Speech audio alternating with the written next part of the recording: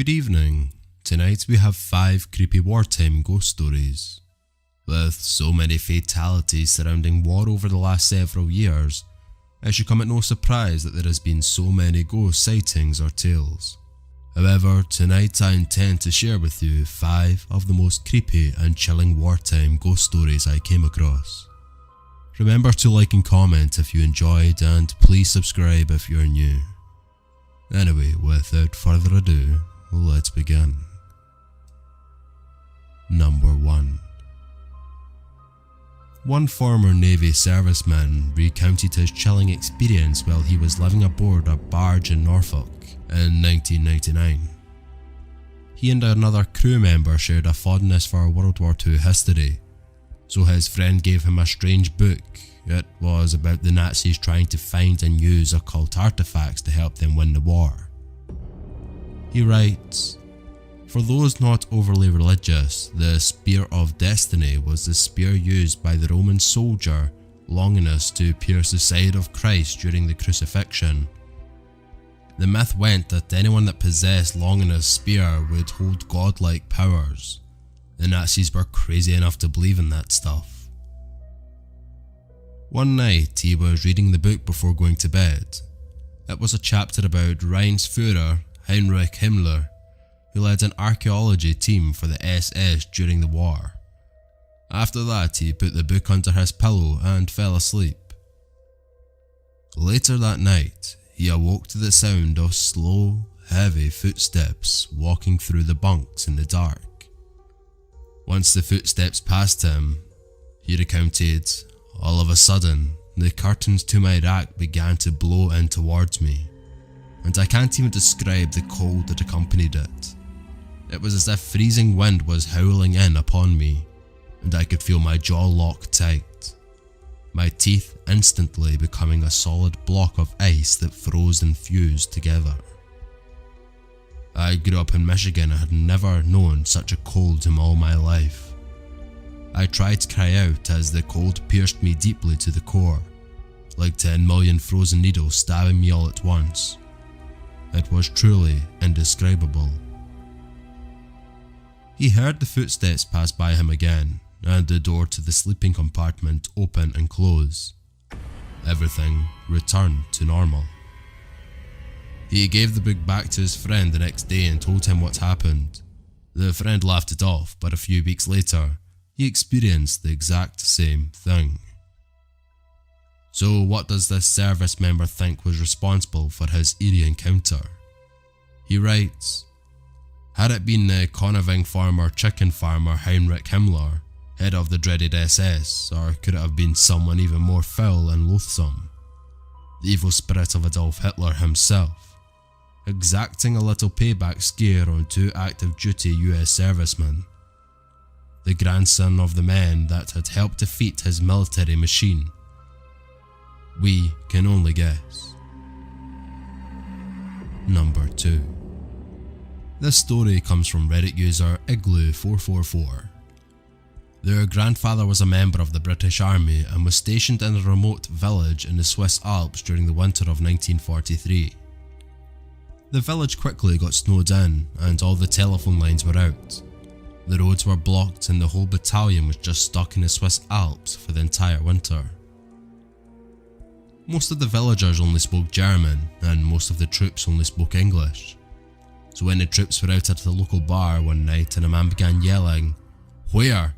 Take you the children," at them, they were pretty confused.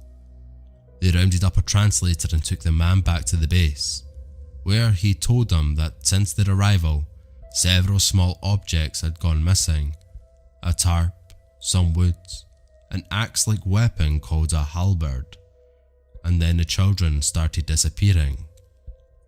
If it had just been one child, they probably would have written it off as a weird or tragic accident. They were, after all, stuck in the mountains, surrounded by snow and wild animals. But 3 kids?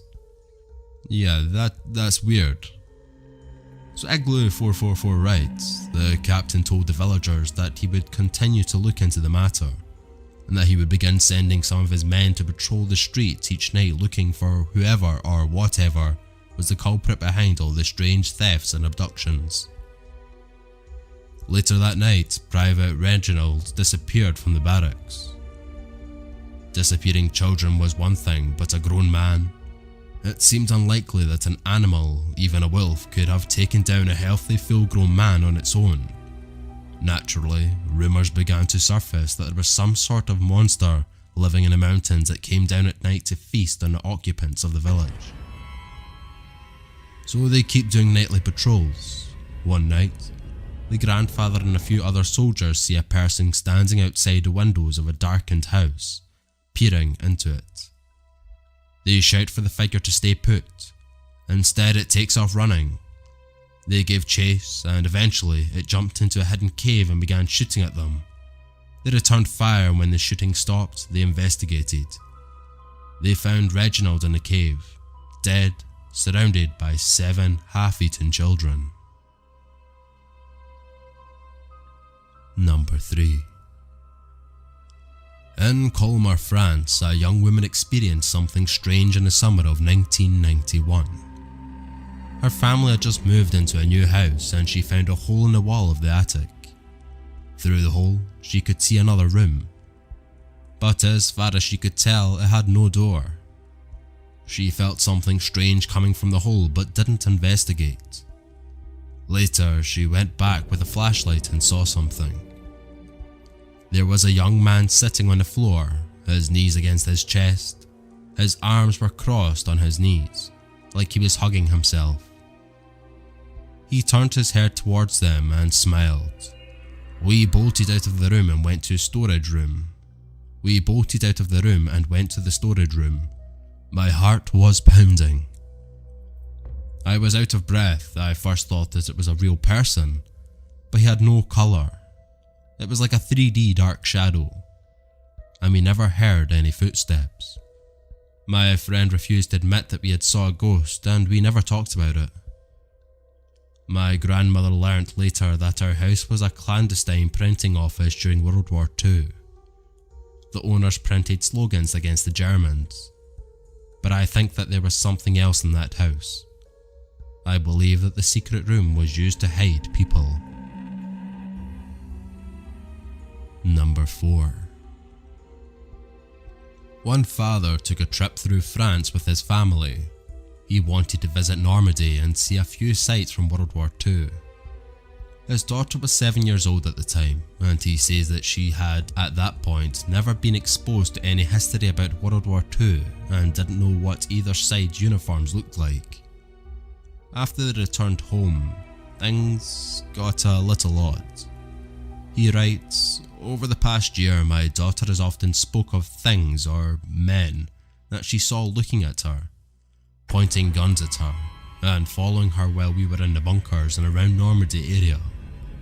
She often described them as crouching down, hiding behind corners, holding guns and looking as if they were very mad." He started asking her questions about what she saw. Here's one conversation he had. "Were you scared?" "Yes, but I knew they weren't trying to hurt me, so I didn't think anything of it, but there were a lot of them. Everywhere I looked, they were moving around like army men do, kind of crawling but bent over. When we would walk out of a bunker, I would see one in the grass or behind a tree. Then when I was in the car, I could see them looking at me from behind a fence in a field. Sometimes a lot of them, sometimes only 1 or 2. She also described their uniforms perfectly, camouflage and everything. Number 5. The SS Alkimos was built as an American ship for use in World War II. It was sold to Norway, which used it for weapon transport during the war. In 1944, a radio operator who worked on the ship was killed by one of the crew, who then shot himself. Norway covered up the incident and claimed that she was killed by enemy fire. After the war, the ship was sold to a Greek shipping company. Strange, unexplained accidents kept happening with the ship. In 1963, it crashed into a reef off the coast of Australia. It was towed to Fremantle for repairs, But while it was there, the Alkimos caught fire and had to be towed to Hong Kong for more work.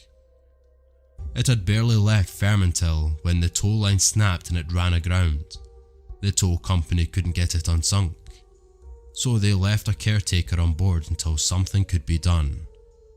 The caretaker experienced many strange things on board, including feelings of anger, knocking, footsteps and voices. Over the years, a few companies tried to salvage the ship, but each time someone tried, bad things would happen to their crew. Eventually, it was abandoned and began slowly sinking into the water, where it can still be seen today. That does it for our countdown of wartime stories. I would just like to add that I am active now over on Instagram, Facebook and Twitter, so if you aren't already, please be sure to drop a follow or a like. Thank you all for your time, and I hope you all have a pleasant evening, and I'll see you all in the next one. Thank you.